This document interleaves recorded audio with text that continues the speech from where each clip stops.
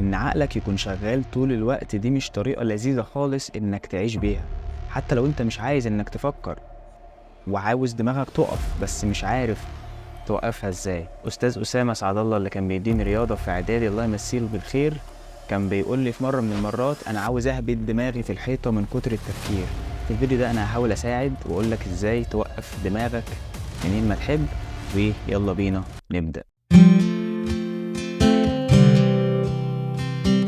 اول حاجة لازم نغيرها في مفهومنا عن الموضوع ده ان دي مش حاجة طبيعية خالص. مش من الطبيعي خالص ان احنا نكون عبيد لعقلنا، اننا ما نكونش قادرين ان احنا نتحكم في عقلنا 100%. دي مش حاجة طبيعية خالص.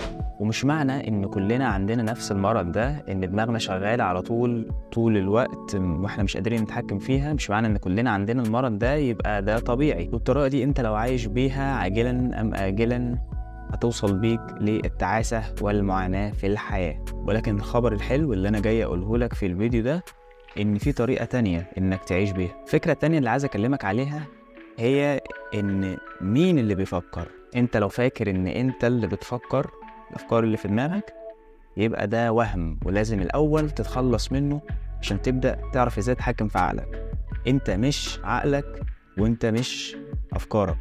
ولكن لو اتعلمت او قدرت انك تشوف عقلك من على بعد، تشوفه وهو عمال بيفكر من على بعد، هتدرك ان انت مش مضطر انك تنجذب او تستسلم للقوة اللي بتجذبك بيها الافكار دي. كل فكرة كأنها بتشدك في اتجاه معين. في اللحظة اللي انت فيها بتاخد بالك وتقول ايه ده، انا عقلي عمال بيشدني عشان افكر في اي افكار. يقول لك تعالى تعالى تعالى، خلي بالك في حاجه مهمه محتاج تفكر فيها. لا لا لا، خلي بالك انت وراك كذا وراك كذا وراك كذا. في اللحظة اللي انت بتشوف فيها عقلك وهو بيحاول يجذب انتباهك، دي اول خطوة في الحل، اول خطوة في العلاج. انت كده بقيت واعي. ولما تكتشف الحقيقة دي هتفهم وهتكتشف برضو ان انت مش مضطر انك تصدق كل اللي عقلك بيقوله. مش كل اللي عقلك بيقوله لك حقيقي. النقطة الثالثة او الفكرة الثالثة اللي عايز اكلمك عليها في اتجاه الحل عشان نقدر نوصل للغرض بتاعنا او النتيجة بتاعنا ان احنا نقدر نتحكم في تفكيرنا وعقلنا، هي ان دي مجرد عادة. وزيها زي اي عادة، انت بتعمل حاجة لوقت طويل جدا كفاية لغاية ما يوصل جسمك ان يقولك خلاص زي الفل، انا هعمل الموضوع ده بالنيابة عنك من غير اذنك. طيب ازاي بقى انا اكسر العادة دي اللي هي بتاعت التفكير المستمر، مش عارف اوقف دماغي اعمل ايه؟ العادة دي يا سيدي هتتفك. العلاج بيكمن في اللحظة اللي انت بتبقى واعي فيها او بتاخد بالك فيها، لما عقلك يجي يشدك ويقولك تعال نفكر في الحوار ده.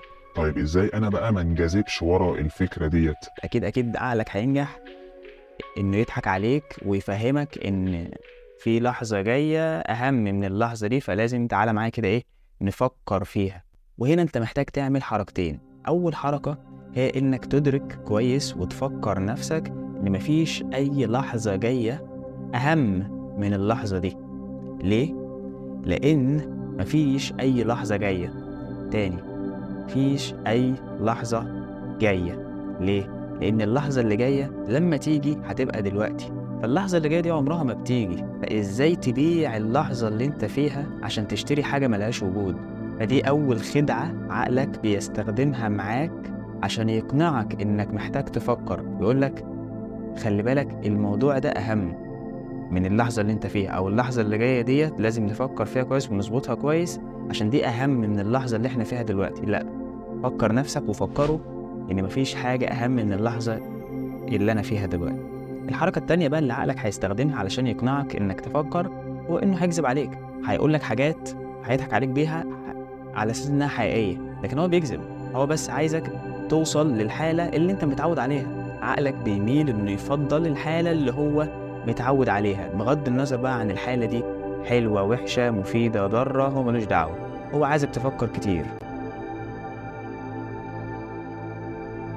امي دايما بتقولي طب ايه اللي انت بتطلع تقوله ده؟ تطلع تتفلسف على الناس محتاجة فلسفة؟ قول كلام مفيد. في برضه حاجات تانية ممكن تساعدك كتير في انك توصل لمرحلة دي انك تتحكم في عقلك بحيث ان هو ما يفكرش الا لما انت تحب تفكر في حاجة معينة. من الحاجات دي انك تبدأ تتدرب في الاوقات اللي انت رايق فيها. تتدرب على ايه؟ تتدرب انك تعمل كل حاجة بوعي، يعني تركز في كل حاجة بتعملها حتى لو كانت روتينية. حاول تقلل الحاجات اللي بتعملها وانت مش بتفكر، يعني وانت طالع على السلم وانت نازل من على السلم وانت بتعمل حاجات روتينية زي بتغسل وشك بتغسل سنانك، الحاجات دي حاول تعملها بانتباه وتركيز عشان تعود عقلك ان انت مركز في كل حاجة بتعملها وبتعملها عن وعي، يعني عن قصد. حاول برضو تبطئ ضربات قلبك على قد ما تقدر، ودي حاجة طبعا متقدرش تعملها بشكل مباشر بس تقدر تعملها بطريقة غير مباشرة. يعني مثلا ممكن تبطئ نفسك خالص، يعني ما تاخدش مش بتكلم على نفس عميق، ما تعمليش كده زي ما قلت في فيديو قبل كده، لا انا قصدي تبطئ نفسك، يعني ما تاخدش نفسك بسرعة وتطلعه بسرعة، لا حاول تبطئ على قد ما تقدر. الشهيق والزفير ده هيبطئ من ضربات قلبك، فده برضو بيساعد في ان عقلك يهدى تماما وما يبقاش عامل زي البحر الهايج كده الدنيا كلها متكركبة جوه. انا نادر رجب، واشوفك في فيديوهات جاية كتيرة من الفلسفة الفارغة زي ما والدتي دايما بتسمي فيديوهاتي. اشوفك على خير وسلام.